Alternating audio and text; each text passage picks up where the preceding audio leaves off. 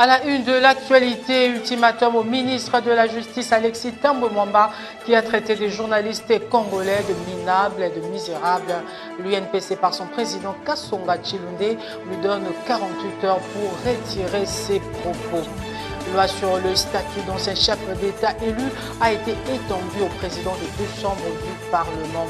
Enfin, état des lieux de la commission réparation, réconciliation union au parti de Sphinx de l'unité. Ce sont là quelques titres de cette édition du journal Le Vrai. Madame, Messieurs, bienvenue à tous.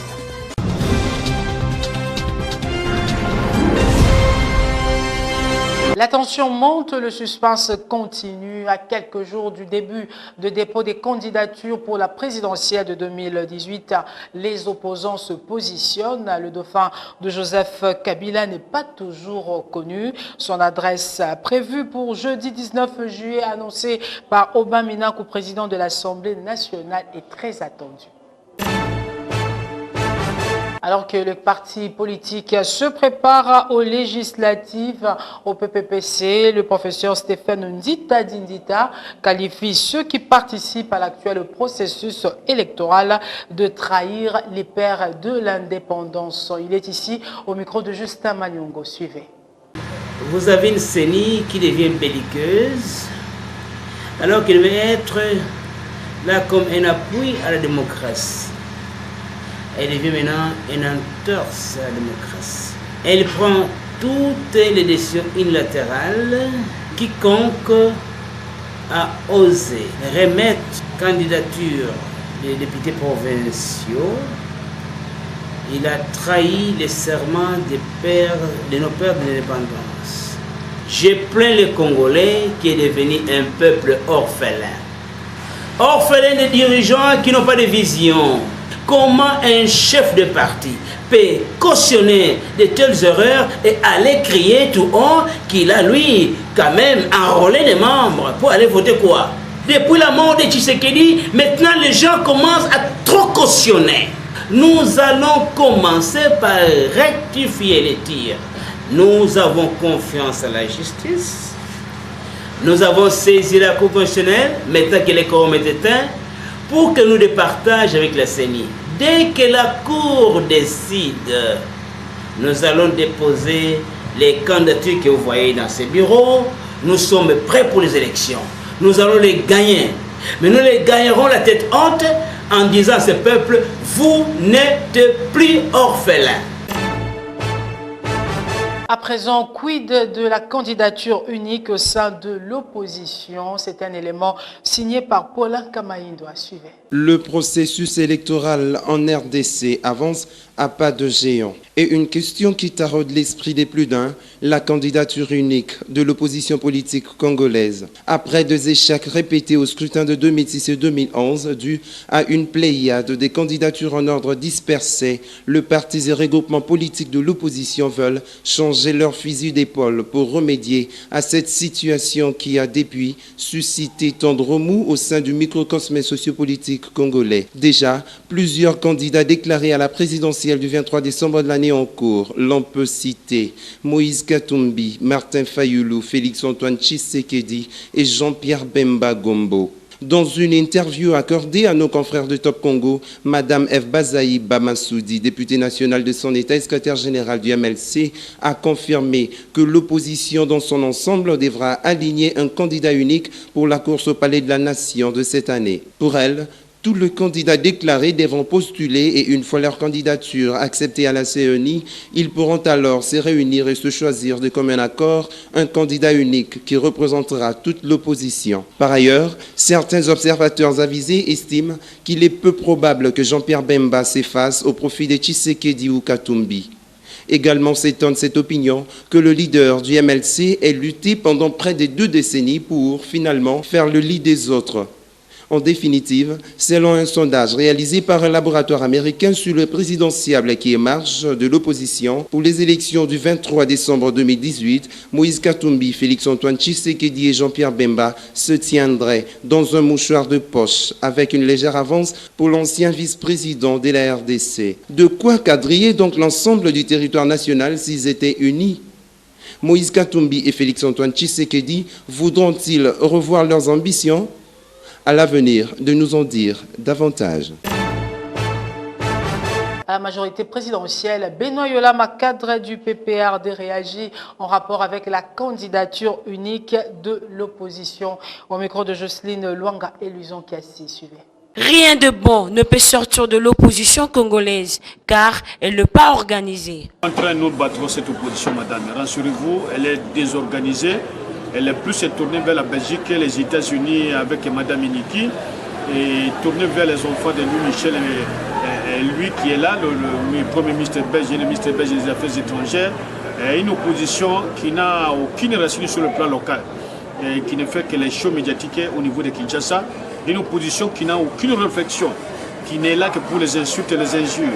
Et une opposition qui ne sait même pas s'organiser. Dans certains partis politiques n'ont même pas de siège ici à Kinshasa. Et si à Kinshasa on n'a pas de siège, alors l'intérêt, quelle serait leur situation? Et les contacts entre cette opposition et la population est totalement inexistant. Si l'opposition est incapable de payer les 1000 $ que la CENI demande, et avec quoi elle va battre la campagne donc présidentielle? Et même si on choisissait un candidat, lequel sera en mesure de mettre le moyen en jeu pour aligner un budget de 50 millions de $. Mais Katumbi, depuis toute une année, n'habite pas le pays. Et lorsque vous n'habitez pas le pays depuis toute une année, la CENI ne peut pas prendre votre candidature, mais aussi, il a des ennuis judiciaires. Et le cas de Jean-Pierre Bemba, c'est la même chose. Il y a plus de 10 ans qu'ils n'habitent pas le pays. Donc, ils sont automatiquement exclus par la loi. Oui, M. Caméré, ça va, à moins que le propriétaire de la femme vienne en demander. Mais au moins, M. Caméré, peut-être oui, mais unis, coalisés avec la SENCO ou divisés, nous battrons cette opposition, puisqu'elle n'est pas une opposition de réflexion, une opposition de construction, mais c'est une opposition de destruction, des mensonges et des insultes. S'agissant de la dernière déclaration du CLC sur de pression au président Kabila pour l'organisation des élections et sa candidature, les cadres du PPRD s'expriment. Moi, je ne sais pas, une structure qui n'a aucune qualité, qui n'a aucun statut, qui n'a aucun acte administratif, je ne sais pas pourquoi le procureur général public laisse ces gens continuer à circuler librement. Je connais un Ndaouel que je connais la francophonie. Nous l'avions visité avec un professeur français, David Ancry. S'il a encore une bonne mémoire, il était incapable de donner la planification de sa structure. Et dans son bureau, il y avait que les membres de sa famille. On ne peut pas demander à l'État congolais de laisser ces gens s'aventurer. Et d'une manière impunie, s'aventurer sur tout ce que nous avons comme problème au pays. Mais c'est Monsengo qui se cache derrière. Et il n'a qu'à se présenter candidat de l'opposition. Nous allons le battre. S'il a échappé à la conférence nationale souveraine, mais nous sommes prêts à le battre. Si Papa Kankou n'a pas été capable de le battre à la conférence nationale souveraine, nous le battrons. Même On en vient à cette question. Quelles sont les attentes de la population congolaise en rapport avec l'adresse du chef de l'État devant les deux chambres du Parlement réunies en congrès? Quelques Kinois rencontrés dans les artères de la capitale se sont exprimés au micro de Guillaume Samba et Luison Kassi. Suivez. tozozela kaka aloba oyo eza posa ya peuple congolais. Peuple congolais ezo disons ambition na bango eza élection. Aloba ce qui est animé à sa démission devant chambre Sénat n'a pareillement allé malamu pour le peuple congolais. Ce qui peut aboyer que ça démission naie wana est lié na famille politique naie. Peuple congolais a besoin de changement. Tout qui n'est pas pour ami ndenge moko ya malamu ndenge ya constitution o yemoko asilaki o yemoko ay kondima. Il n'est pas là pour satisfaire des camps politiques, mais il est là pour satisfaire le peuple. Le peuple attend la nourriture, la scolarisation, les soins de santé et les besoins de la population. C'est tout ce que le peuple est en train d'attendre. Le peuple attend l'alternance, tout simplement, pour préserver cette démocratie acquise au prix des sacrifices. Allo balikambo eko sepelisa peuple mobimba. Le corps alikambo comme peuple bazoze la démission et pas chef na biso. Mais nzambe mutapesa ka batu kibokonzi. Soki ezaka ka yé nde ko diriger biso. Ti suka voir les volontés en Zambie. Ce qui peut dire qu'il faut quitter, il y a des volontés en Zambie parce que Zambie est capable de quitter pour pouvoir les lobby. En dehors de nos frontières à présent, Alassane Ouattara, président actuel de la Côte d'Ivoire, annonce qu'il ne sera pas candidat au prochain scrutin présidentiel. Suivez. Et je peux vous assurer que je ferai en sorte que le RHDP continue de gagner ces élections. Oui, pour nous permettre, en 2020, de transférer le pouvoir à une nouvelle génération. Oui.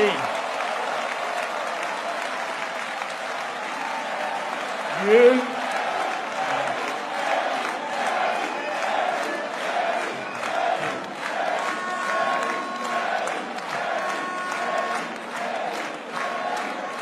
Merci. Merci à vous. Voyez-vous,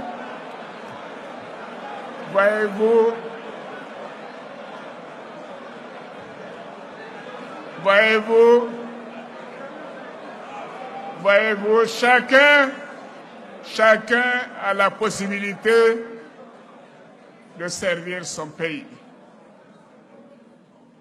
C'est Roosevelt qui le disait, mais tous ne le servent pas de la même façon. C'est important de se dire que les générations se renouvellent. Voyez-vous, en France, la France a aujourd'hui un président qui a 40 ans. Lui qui a 40 ans, je ne veux pas dire que je suis trop vieux. Mais cela donne à réfléchir. Et le monde change. Le Premier ministre d'Autriche a 31 ans. Le Premier ministre de Belgique a 38 ans. Et ainsi de suite. Nous devons travailler, le président Bédié et moi, la main dans la main, pour transférer le pouvoir à une nouvelle génération en 2020.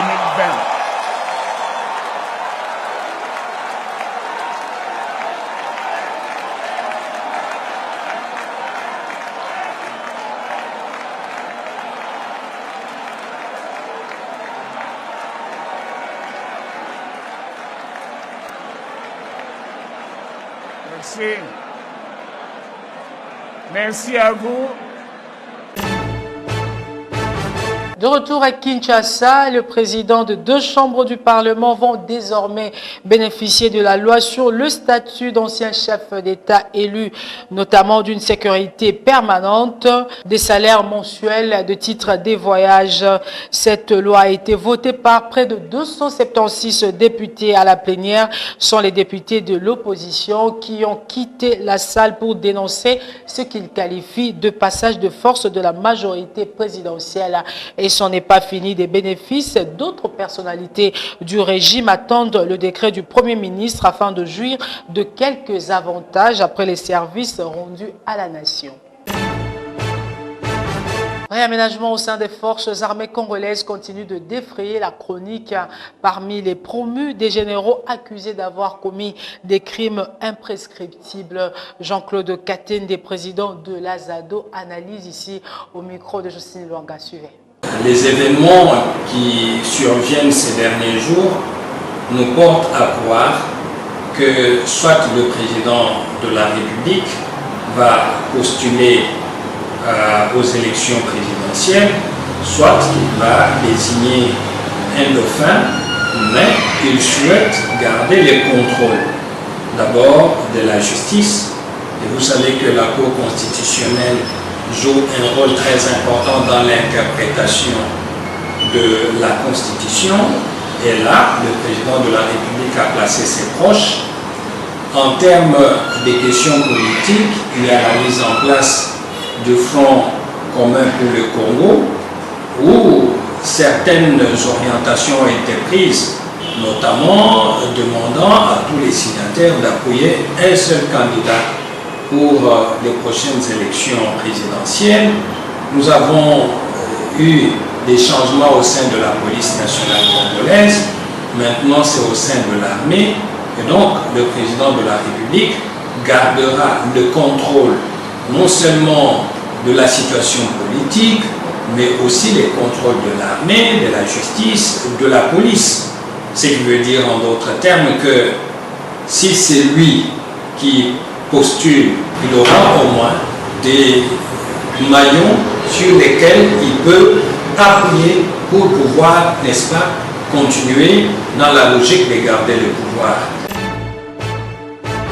Changeons de registre à présent. Le collectif des journalistes UNPC, à travers une lettre ouverte, a fixé un délai de 48 heures pour des excuses de la part d'Alexis Thambwe Mwamba, ministre de la Justice. Les journalistes congolais sont des minables, des misérables, écrivent n'importe quoi pour peu d'argent.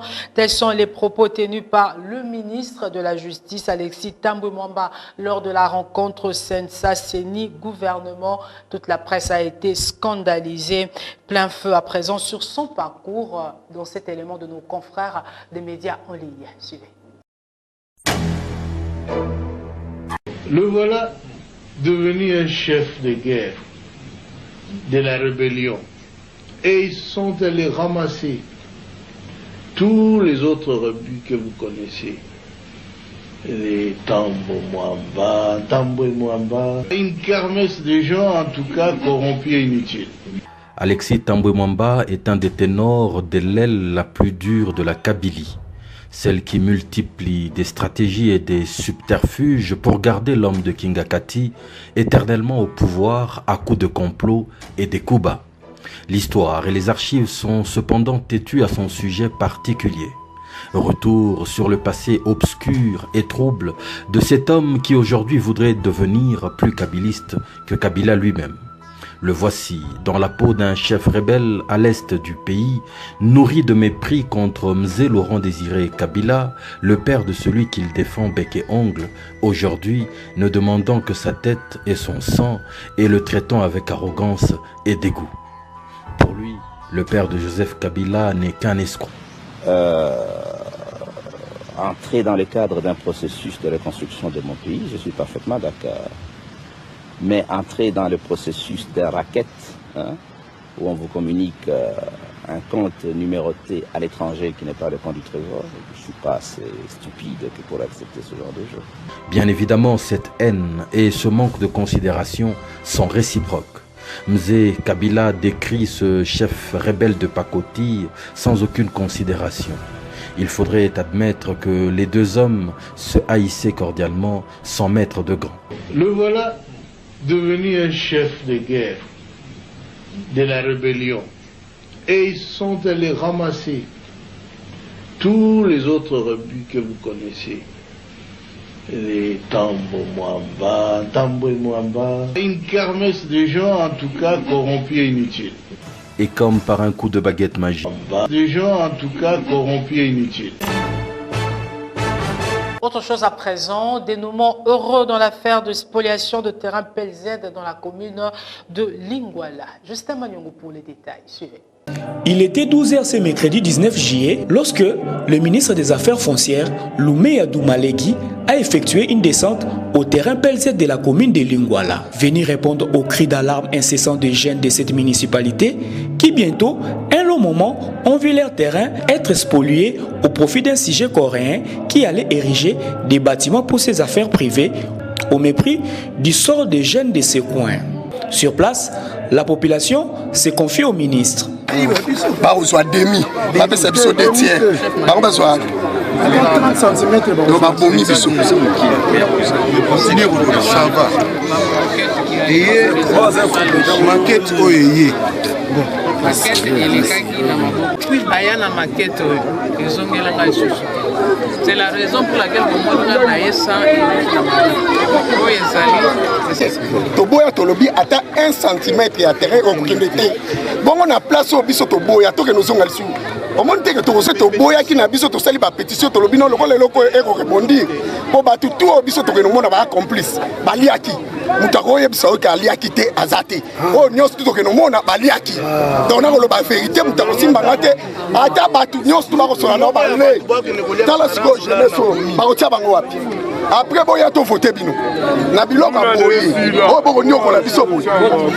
Éclairé, séance tenante, Loumé Adoumalégui annonce des mesures salvatrices. Population est limitée à Tonga. Tolinga te loko te terrain na biso abale, to na posa bale. To na posa bale, biso to ba joueur to beta na biso ka bale. D'accord. La voix du peuple, c'est la voix de Dieu. Amen. L'autre ressort dans un premier temps. Hein? Il faut te prêter à titre la concession haute.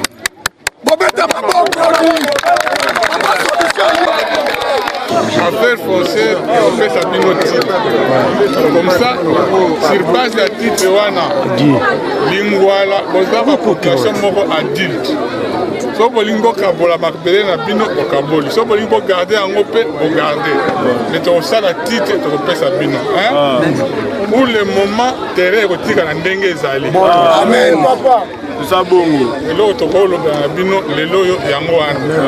Pour le moment, le terrain n'est pas à vendre, ni à céder. Amen.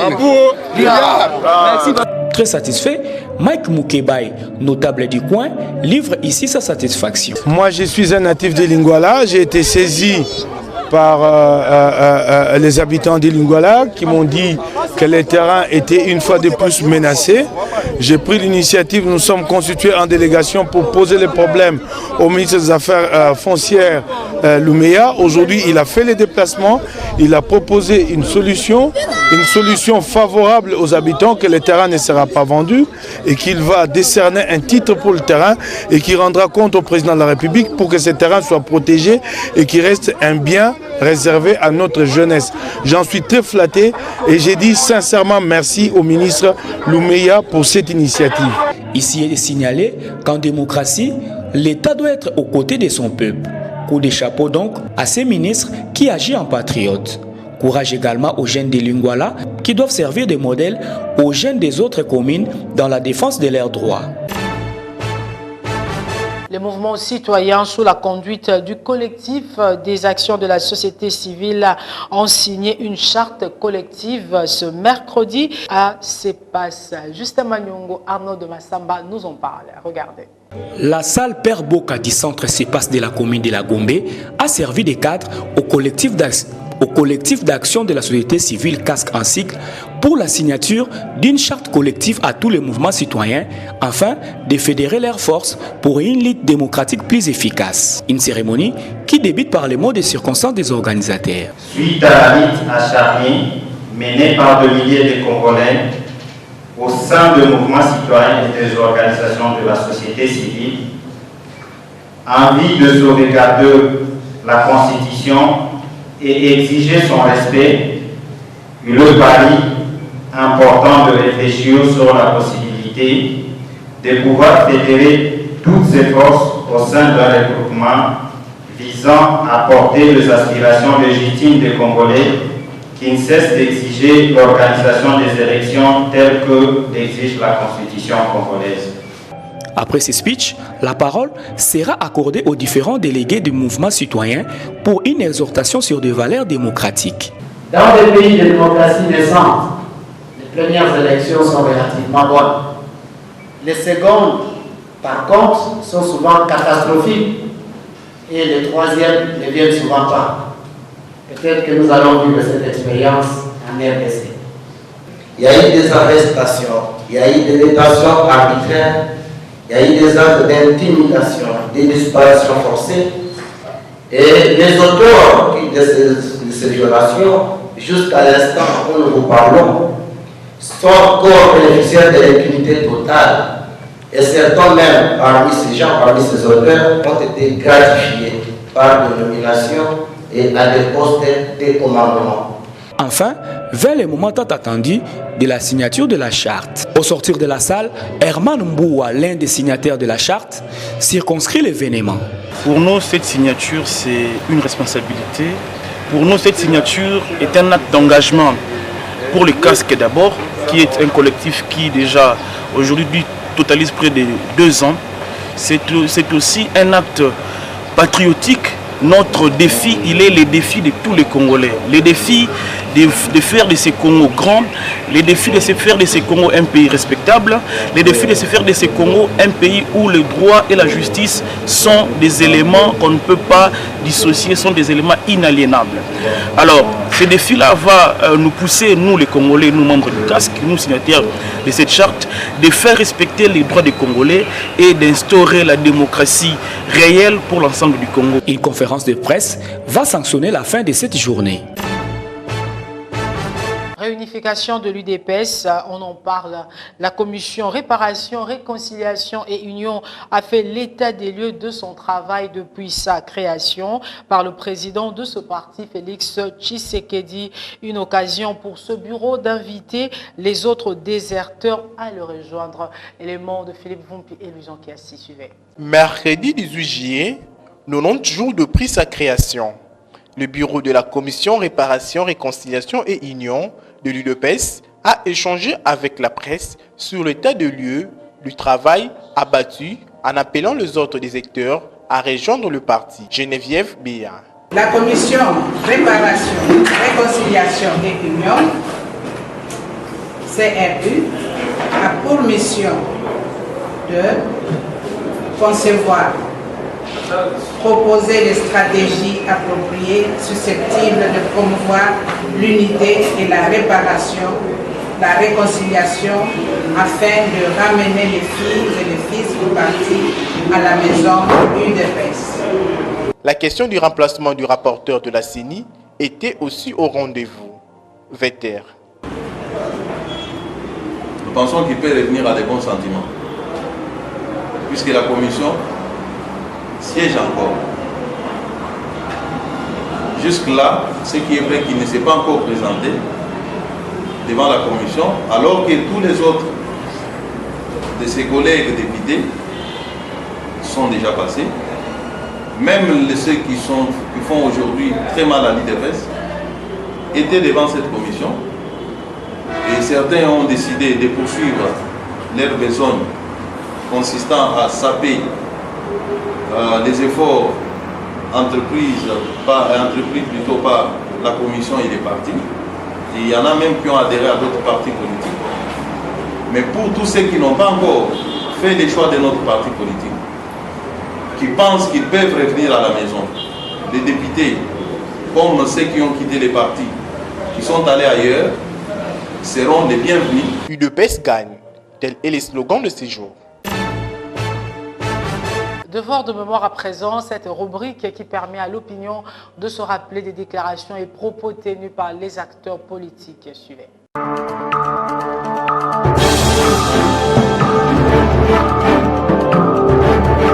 Nulle part, aucune fois, l'UDPS a dit qu'elle pouvait prendre part à un dialogue conçu, planifié et convoqué par M. Kabila. Le président Kabila, c'est lui qui avait demandé aux évêques du Congo d'organiser un deuxième dialogue après celui, la Cité de l'Union africaine, en offrant leurs bons offices. M. Kabila est à la base de la crise politique, la crise de légitimité que nous connaissons dans ce pays, qui tire son origine dans la fraude électorale du 28 novembre 2011. Les élections qui devraient avoir lieu cette année, mais nous attendons que la CENI, après que nous ayons fait cette évaluation, nous dise à quel moment nous serons en mesure de les organiser. Vous savez que nous avons toujours dit que la CENI était le levier qui a permis au pouvoir d'opérer toutes sortes de fraudes, de tricheries et donc de dévoyer notre processus électoral. Les élections qui devraient avoir lieu cette année, mais nous attendons que la CENI, après que nous ayons fait cette évaluation, nous dise à quel moment nous serons en mesure de les organiser. Je tiens à affirmer devant la représentation nationale l'ambition, la volonté et la détermination du gouvernement d'union nationale d'offrir au peuple congolais les meilleures élections de son histoire dans les délais convenus. Il a été convenu que nous devrions organiser les élections à la fin de cette année. Ça n'aura pas Mais lieu. il y a une insiste qui dit toutefois. C'est-à-dire que si toutes les conditions ne sont pas réunies, il y a une tripartite. Comme tout le monde le sait, c'est M. Étienne Tshisekedi Omulumba qui avait été plébiscité président de la République.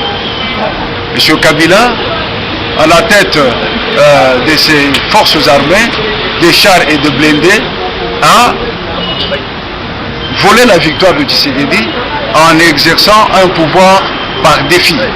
Je viens d'être reçu par son Excellence, Monsieur le Président de la République, chef de l'État, après ma nomination comme Premier ministre de notre pays.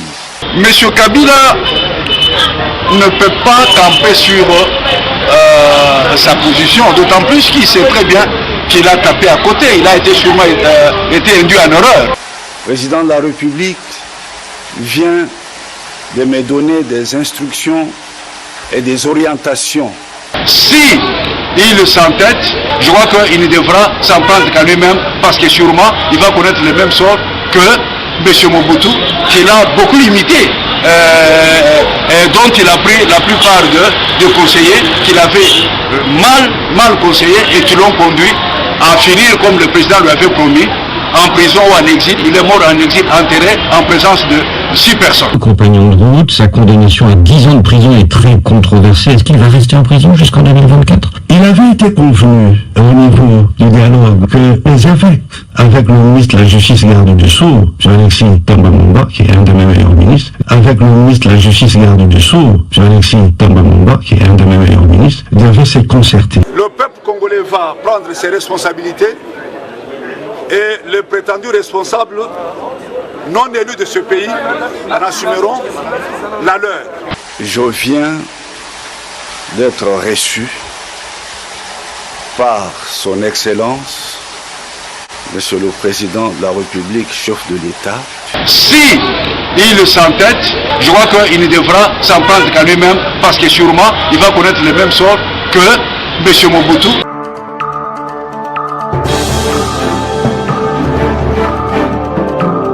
C'est sur cette note que nous bouclons cette édition, mais l'actualité continue sur YouTube, petertiani.tv.